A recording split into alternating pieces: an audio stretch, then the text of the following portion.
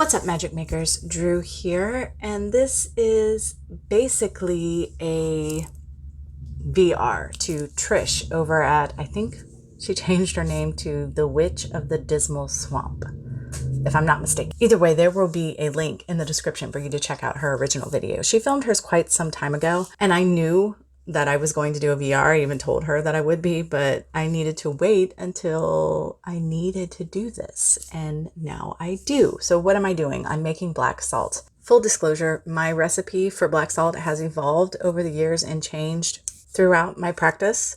And actually one of those evolutions, those changes has happened very recently. I knew months and months and months ago that the next time I made my black salt, it was going to be different than it had been in the past, in the recent past.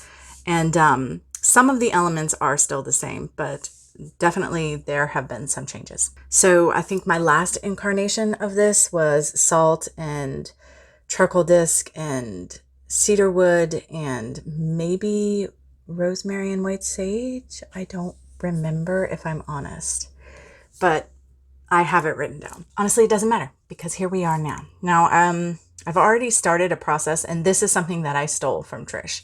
I told her that I was probably going to steal it because I thought it was so cool. She had run up on an antique iron and it was all rusty, and she decided she would use that as part of her process for creating her black salt. And I loved that idea. I actually do have antique irons. We have two of them. It's kind of a nostalgia thing for me. My parents always had like my great-grandmother's old iron on the hearth of the fireplace when I was growing up. So it just brings back happy memories, I guess. So I do have two. We use them as doorstops and they are rusty, but I thought I would go with my rusted out cauldron because that's so much cooler, in my opinion, even though I love the irons. So essentially, Trish rubbed her salt on the irons.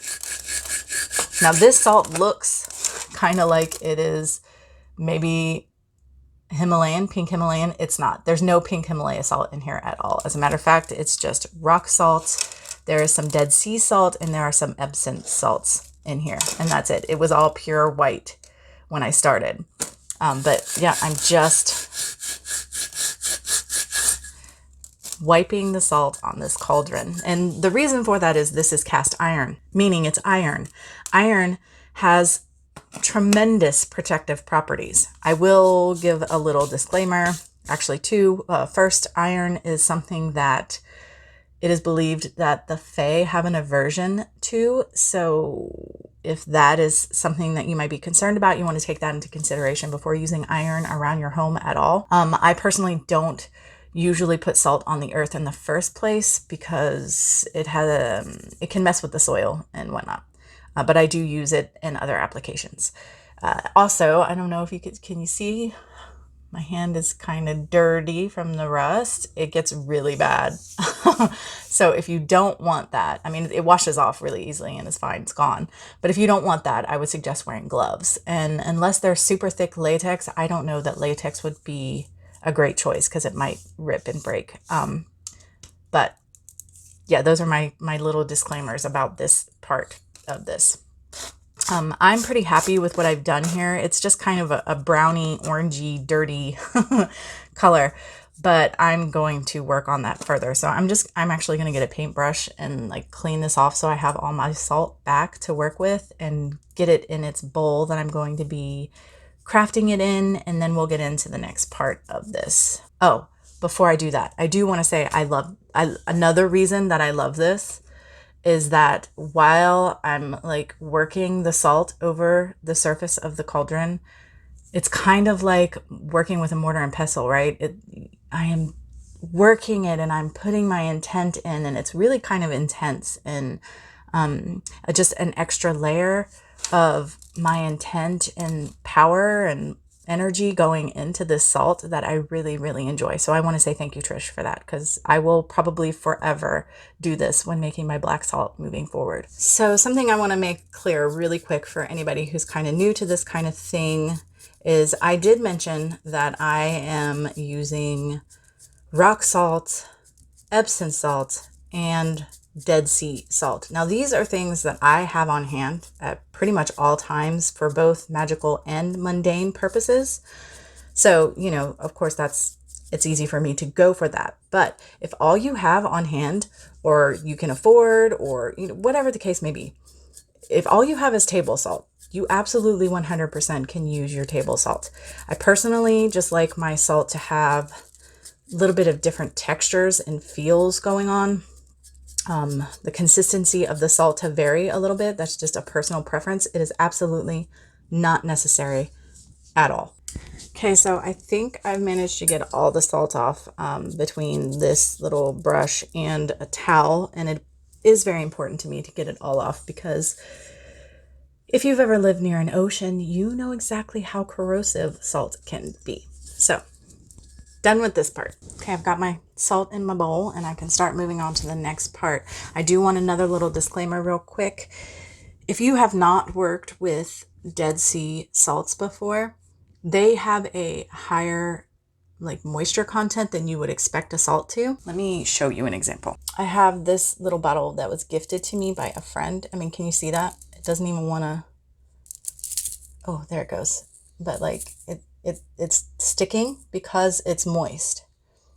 That's just how Dead Sea salt is. So there you go. Personally, that doesn't bother me at all. But if you've not worked with them and you think that you wouldn't like that, then don't go for that.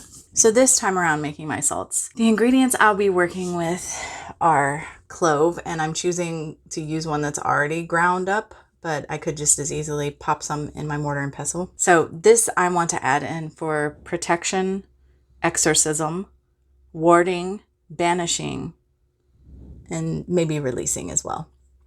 But sort of this underlying element of my salt that is pushing everything that doesn't need to be there out and keeping it out. I'll be adding a bit of ground ginger. Again, I could grind it in my mortar and pestle, but I already have it powdered, so why? I want this for extra power, like an amplifier. I also want it for success and protection, exorcism, defensive magic, and maybe a little return to sender if necessary. It'd be good to have that in there. I, of course, have salt, and that for me is for absorption, absorbing things, pulling it in, purification, banishing, and protecting. I will be grinding up a little bit of activated charcoal. Charcoal is good for absorption and it's great for protection as well, among other things. That's my purpose with it. I will be adding a little bit of cedar. Now I have powdered cedar bark, but I want to use the essential oil. I always use a little bit of cedar wood essential oil in my black salt. I do this because it's good for breaking spells. It's good for cleansing, longevity, protection. It's good for strengthening energy fields and creating sacred space. So all of this works beautifully for me in my mind, black salt. The weirdest sort of personalized ingredient that I put into my black salt has always been ash. And I used to get that ash from my cauldron, from like burned petitions and whatnot. But I have recently decided, again, months ago, when I knew I was going to change the way I made my salt, this is why. This right here, these are ashes of incense, but part of my daily practice is to greet my goddess, and when I do so, I burn a candle and an incense for her. And I collect the ashes from the incense because to me they're very sacred whenever I clean up her shrine. So that's what this is, and I will be adding these in to my black salt. So I'm not going to be putting a ton. For me, clove, a little bit of clove goes a long way, particularly when it's powdered. Maybe I'll put just a touch more, but I don't really want a lot. I don't need a lot, I guess is how I should say. That's personally my experience and relationship with clove. Ginger is kind of the same. Don't need a ton. Ashes. I'm going to put quite a bit of those. I may even put more.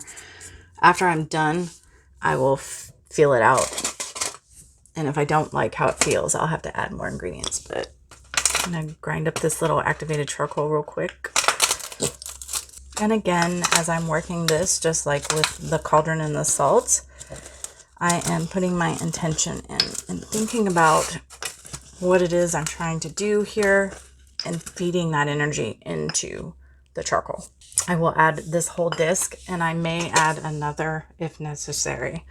I don't mind if my black salt is a little gray, but it just depends. I have not added the cedar in yet, but I like to do that last. This actually smells really good because of all the incense.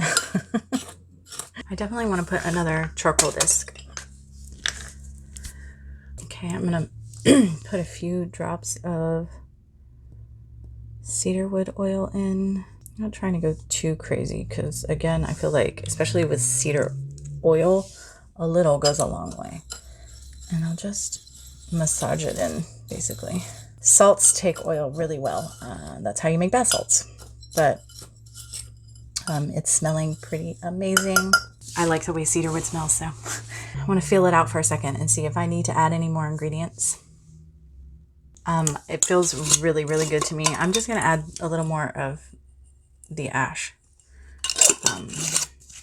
But I don't really think it needed anything, but I just want to. So, okay, this is my old black salt from the last time I made, and I'm gonna add that in. Yep, there's definitely rosemary and white sage in there. And I don't think it's gonna fit back in this container, so I'm gonna try to move it to a larger container. And there it is. I am going to put this, normally I would probably put it on my working altar, but I think I'm going to put it on my goddess shrine since I used her ashes, the ashes from the incense in there that are offerings to her, and allow it to charge there for a little while, probably 7 days. And then it'll just go with the rest of my herbs and oddities and witchy ingredients. Okay, well, basically that's it. So I want to thank Trish again, and I want to thank everybody for watching. If you have not made black salt and you want to, I am sure there is a ton of information, videos, articles, blogs, what have you, on the internet. That would be great reference material. I just suggest that you make it your own because, as always, your magic is what is going to work best for you. So work your own magic. Again, thanks for watching, guys. And until next time, much love and gratitude.